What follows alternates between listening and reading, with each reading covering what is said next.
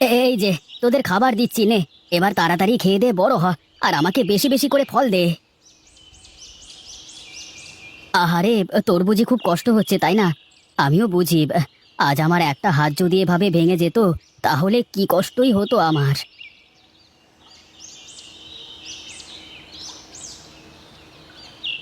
এই তো সব গাছে সার দেওয়া শেষ, এবার যাই, বাড়ির দিকে যাই।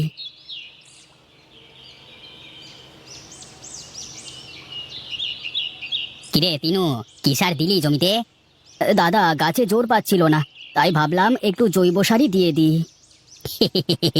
শুধু জৈব সারে কি আর ফলন হবে রে পাগল? এখন বাজারে কত রকম সার কীটনাশক আছে। তুমি তো জানো দাদা, ওসব প্রাণনাশী কীটনাশক আমি আমার জমিতে দেব না, তাতে যা হয় হবে। দেখ, তোর যা ইচ্ছে কর, আমার বলবার দরকার আমি বললাম, তোর শুনবার হলে শুনবি, না হলে শুনবি না। তা বটে, কিন্তু তুমি কোথায় চললে এই রোদের মধ্যে? কোথায় আর যাব, দেখি জমিতে কলা গাছগুলোর কি অবস্থা। বেশ, চলো আমিও যাই, দেখে আসি তোমার কলা গাছের চেহারা কেমন হলো।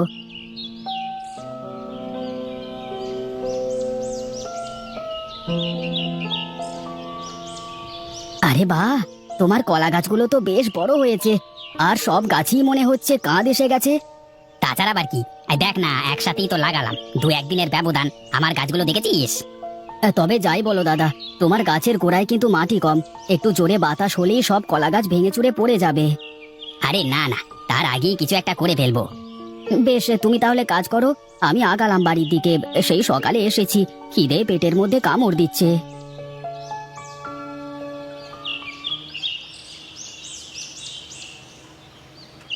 কই গো গিন্নি, কোথায় তুমি?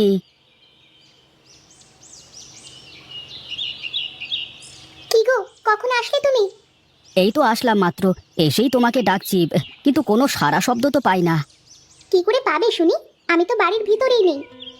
সে তো দেখতেই পাচ্ছি যে পানি আনতে গিয়েছিলে, দাও দেখি, এক গ্লাস ঠান্ডা জল দাও দেখি। খালি পেটে পানি খেতে হবে না, এক কাজ করো, হাত মুখ ধুয়ে এসো, খাবার খাবে। তোমার সাথে আসলে কথা বলে পারা যাবে না গো, তুমি যা বলবে তা তো করতেই হবে।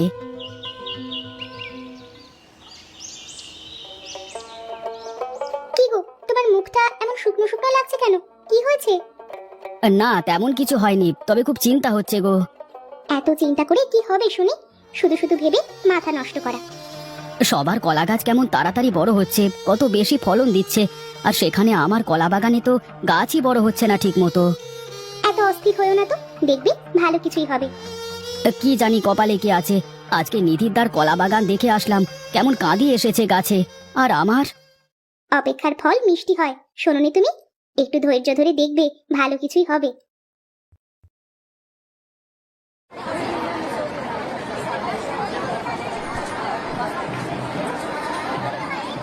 কি রামু কাকা, তোমার ব্যবসা কেমন চলে? আর ব্যবসা, ব্যবসার যা পরিস্থিতি রে, তাতে করে ব্যবসা বন্ধ করে ঘরে বসে থাকতে হবে। হ্যাঁ, সবাই ওই এক কথাই বলে, আঙুর ফল সত্যি টক হয় গো। এই যা তো, তুই খালি রসিকতা করিস, তারপর বল, তোর কলা ক্ষেতের কি অবস্থা? হ্যাঁ, গাছ তো খুবই ভালোই হয়েছে কাকা, কিন্তু কি জানি শেষমেশ কি হয়।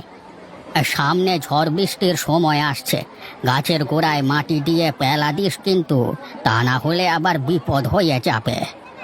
কিন্তু তাতে তো অনেক ব্যয় হয়ে যাবে দাদা। ফল নিতে হলে তো খরচ করতেই হবে, আর তা না হলে যদি সব গাছ পড়ে যায় ঝড়ে বাতাসে। তা কথা মন্দ বলনি কাকা, কিন্তু এত গাছে পেলা দিতে গেলে তো অনেক খরচের বিষয়। এখন ভেবেচিন্তে দেখ কি করবি, আর মাটির তো সেসব গুণাগুণ নেই এখন, আর সার কীটনাশক সব কিছুই শেষ করে দিচ্ছে। তা না হয় হলো, তা তুমি তোমার ফলের ফরমালিনের কথা তো বললে না। বলি, তোরা যে সব সার ফাস দিয়ে সব ফলাস, এই ফল তরতাজা রাখতে হলে তো আমাদের ফরমালিন মেশানোই লাগবে। না, তোমার সাথে পারা যাবে না। শোনো দাদা, এবছর আমার সব কলা কিন্তু তোমাকেই নিতে হবে বলে দিলাম। আচ্ছা আচ্ছা, সে সময় তো আসুক, তারপর দেখা যাবে। বেশ, তাহলে আমি গেলাম কাকা, দেখি বাজারটা ঘুরে আসি, কি অবস্থা বাজারের।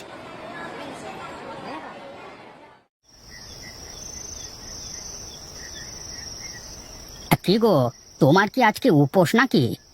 না, কেন? উপোস থাকতে যাব কোন দুঃখে? হ্যাঁ, না না, ভাবলাম হয়তো আমার মঙ্গল কামনায় ব্রত রেখেছো। আমার খেয়ে দে কাজ নেই, তোমার জন্য এসব করতে যাব? বেশ তো, সামনে এত ফল কেটে সাজিয়ে রেখেছি, কিন্তু তুমি খাচ্ছ না কেন? এসব ফল খেয়েই তো আরো বেশি সমস্যা হচ্ছে, তার চেয়ে না খেয়ে থাকাই ভালো। ফল আবার তোমার কি করলো শুনি? আমি তো দেখি তুমি নিজে হাতে এসব ফলে ফরমালিন মেশাও, ওটাও তো একটা বিষ। আচ্ছা, তুমি বোঝার চেষ্টা করো না, যারা ফসল ফলায় তারাও তো বীজ দিয়েই ফলায়। এসব ফল ভালো রাখতে হলে ফরমালিন দেওয়া লাগবেই লাগবে। তুমি খাও তোমার ফল, আমি আর খাবো না। শুনেছি তিনও নাকি শুধু জৈব সার দিয়ে কলা চাষ শুরু করেছে, ভাবছি ওর থেকে কলা কিনে রাখবো এবার। তোমার যা ইচ্ছে করো, আমি বসে ফল খাই।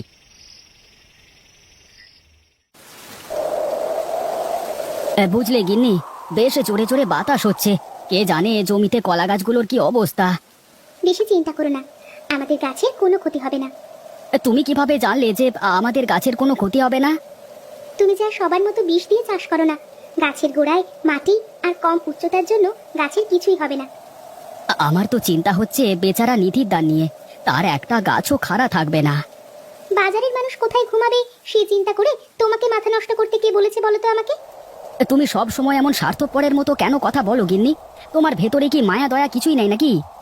আছে তো, প্রচুর আছে, তবে সব জায়গায় আমার দয়া মায়া উথলিয়ে পড়ে না। মেয়ে মানুষের চিন্তা ভাবনা কে বুঝতে পারে? কার এত সাধ্য?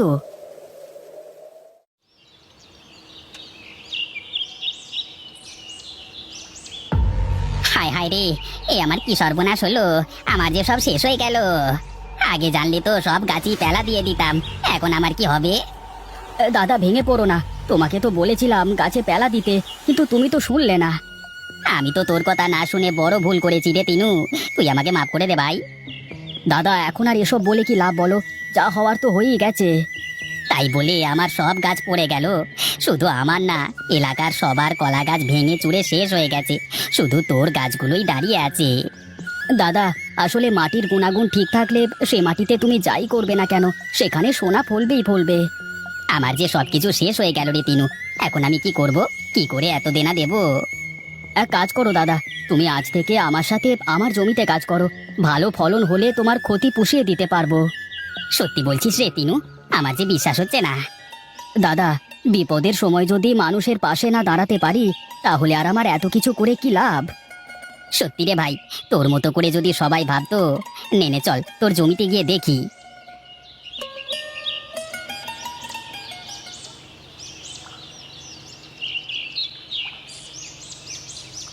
কই রে টিনু, বাড়িতে আছিস নাকি রে? আরে রামু কাকা, তুমি তা কি মনে করে আমার বাড়িতে আসলে? এসো এসো।